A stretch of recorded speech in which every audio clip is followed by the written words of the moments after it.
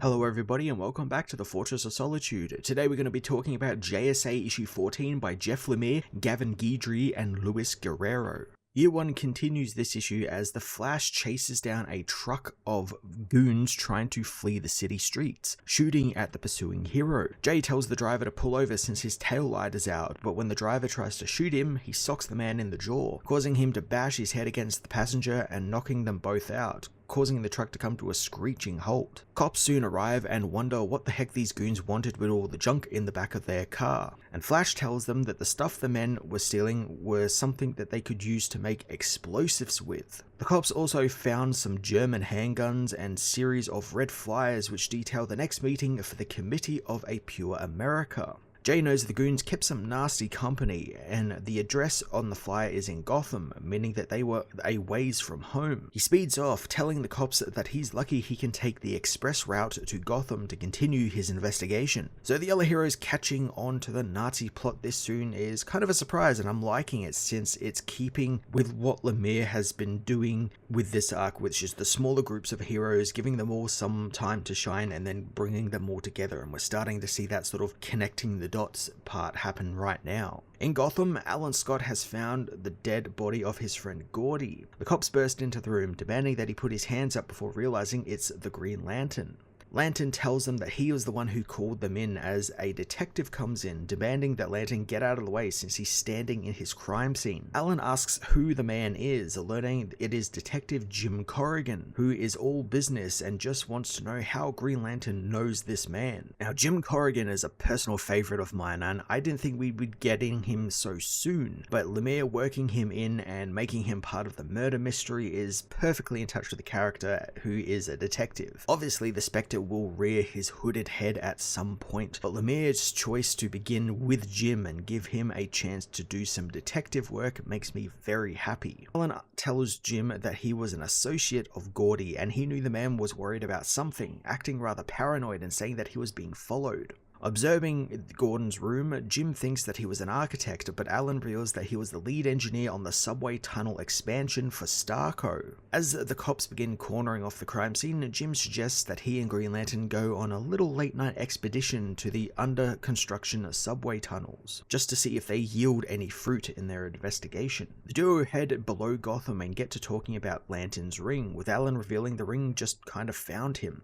Jim wonders if it's magic, with Alan finding it interesting that a detective like Jim would believe in magic, but Jim thinks that he would be surprised what he believes in. The dynamic between Alan and Jim is so great. They don't really like each other, and it's all mainly because of how they operate. Jim is a bit more of a prickly pear, and Alan can see right through this tough cop exterior that he puts on and knows he's actually scared of something, and what that something is, he doesn't know, but probably the Spectre. As the heroes head deeper into the depths of Gotham, Hourman and Sandman head deeper into the Starco facility, finding vats of chemicals, which Rex believes are actually his own formulas. Sandman doesn't think it's that, as one of the vats has a person in it, a person who is still very much alive. Hourman wants to free the man out of the chemicals, but Sandman thinks they could be keeping him alive, and until they know more, they need to leave him where he is. Hourman and Sandman feel like direct opposites of Jim and Alan's team up, where they clearly are antagonistic to each other. Rex and Wesley kind of have that pre-established relationship and they work well together as a team and don't fall into arguments or anything. The duo enter another room, finding a man tied to a surgery table, making Sandman explain what the hell kind of place is this. Before Hourman can answer, a Sandman is blasted by Cyclotron, who tells the heroes that they should not have come to this place, since this place is death. Back in Gotham, a small group has convened in a warehouse to listen to a speaker talk about the Nazis and how they'll save America and restore its purity. The Atom watches from the rafters when he is met by Wonder Woman, who hopes that he's enjoying the show. Wonder Woman making her appearance pre-World War II surprised the heck out of me. I know she was part of the JSA, and for those who don't know, this isn't actually Diana, it's her mother Hippolyta, who, as per Mark Waid's history of the DCU, was Wonder Woman of this era. Atom demands to know who this woman is, but she knows that it's none of his concern. She tells Atom to come to the rooftop so they don't have to alert the group below, and once on the roof, Hippolyta comments on Al's rather short stature, unsure how a small man like him could make so much noise, but they were lucky the Nazi scum love hearing themselves talk. Al tells Wonder Woman that this isn't some game and she is mixed up in some serious business. Hippolyta is fully aware of what's going on and how dangerous the fascists are, having been trailing them for weeks. So I'm really liking that Hippolyta is getting involved in the Nazi storyline, having her following them for a while, knowing what threat they pose to not just America but the world, and she wants to stop it. The dynamic that she has with Al is really interesting too, since Al is probably the member of the JSA I know the least about. I know about the other Atoms more than I know about Al Pratt, but he's such a fucking dick here, and I know he's from New York, so I can imagine him yelling at Hippolyta in this thick 1940s era New Yorker accent, and he kind of comes across as a little misogynist, like, you know, hey lady, why are you here? You can't be here, you're a lady. And I imagine there's going to be some story where he finds some sort of mutual respect with Hippolyta, and they end up respecting one another, or how they work together really well somehow, because it is a fun dynamic. It's big tall lady and very small man. The Atom reveals that he's been tracking the men as well, knowing that their leader is a man named Gerald Hoffman, and they are expecting some type of delivery from a private airstrip in 3 nights. If I had to guess, maybe this is connected to Jay's story. You know, he found the explosives and they were being delivered somewhere, and it was to Gotham, so maybe that's what they were doing, and they were delivering the explosive to Gotham for some reason. It's cool seeing these little threads starting to sort of tie themselves together in a nice little knot. Hippolyta prefers to work alone, but if Atom doesn't get in her way, she will not object to him joining her, something Al doesn't seem to like since he wants to be in charge, although Wonder Woman thinks that he'll learn something by following her. Wonder Woman dives off the roof, promising Al that they will meet again soon, something Atom isn't very pleased about. In Peru, Zatanna wonders if the legends about the Hawk Girl are true, and she'll be reborn if she is killed, but Shayera doesn't know, wondering if Zatanna will be if she kills her.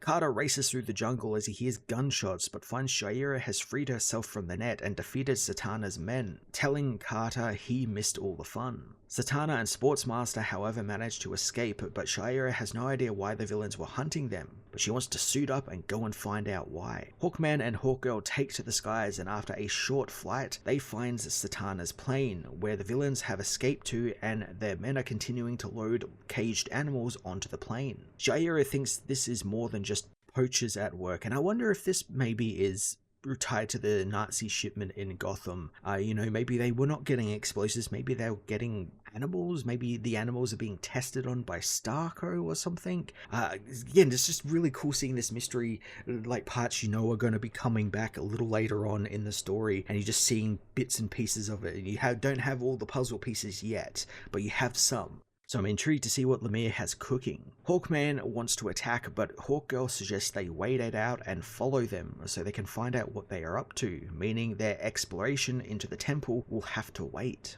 As I said before, I'm guessing this leads the heroes to Gotham, and eventually they'll meet up with the other heroes and form a little proto-society before coming into their alliance properly to bash up some Nazis. It's a great classic comic book setup, and it just works. Back in Gotham, Green Lantern and Jim Corrigan come across some metal braces in the tunnels they are investigating, finding that there are flaws in it, almost like they have been designed that way and designed to fail. The duo hear a noise and get ready for a fight, with Jim telling the protective Alan that he can handle himself, drawing his gun as Green Lantern demands whoever is hiding in the dark show themselves. Turns out who's hiding is the Flash, who is very happy to meet the Green Lantern, having hoped that their paths would cross one day. Jay says he's a big fan, wanting to shake Alan's hand, but Alan isn't interested in that, only wanting to know what Flash is doing in his city. Jay fills them in how he took down some Nazi sympathizers who were in the process of making explosives, and they had blueprints to these very tunnels with them in their truck. So now our stories are coming together. The explosives weren't bound for the Nazis Atom was after, they were going to be used to blow up the subway tunnels, which is what Lantern knows these guys were planning, but why still eludes them. As Alan and Jay go over their investigations, Jim watches from the shadows as through his eyes, Dr. Fate and his team of magical heroes watch the human heroes work, knowing that it's beginning and they cannot interfere at this point, since they have to let this all play out, as Dr. Fate isn't worried about Fate. He's worried about the Spectre, whom Dr. Occult knows is coming back, and when he does, he'll either save the heroes or kill them all. So I quite like this intrigue of Dr. Fate kind of being the one to like push all these heroes together, all the human heroes. Like he obviously gave, because it's Kent Nelson, he obviously gave that map to Carter because he would put him in the area where Satana and her men would be, and then put them on the trail of this whole conspiracy and get them to meet up with the other heroes. So it's all starting to fall into place. It's so cool, so well done. Like that's the sign of a good writer. All these pieces are starting to connect together in really fun ways. I also really like that the magical heroes seem to be staying out of it and not interfering, since it does make sense, since yeah, they could probably just step in, snap their fingers and stop the entirety of World War II, but that's not the point. The human heroes need to rise up and fight for themselves. It's their fate. They're fated to do that. I guess this also means that Fate and the other heroes won't get involved until the heroes fully have made the team, or at the very least are on their way to, so I can't wait to see their interactions once they join World War II. JSA issue 14 continued the year 1 plot in a fantastic way, beginning to tie all our plots together in a really interesting way, while also keeping the smaller teams small with some really fun dynamics, like Wonder Woman and Atom's antagonistic banter, and Hourman and Sandman's no-nonsense investigation. It's all coming together, and I'm really enjoying what Jeff Lemire is setting up here with the origins of the Justice Society of America. I am going to give this issue a 9 out of 10.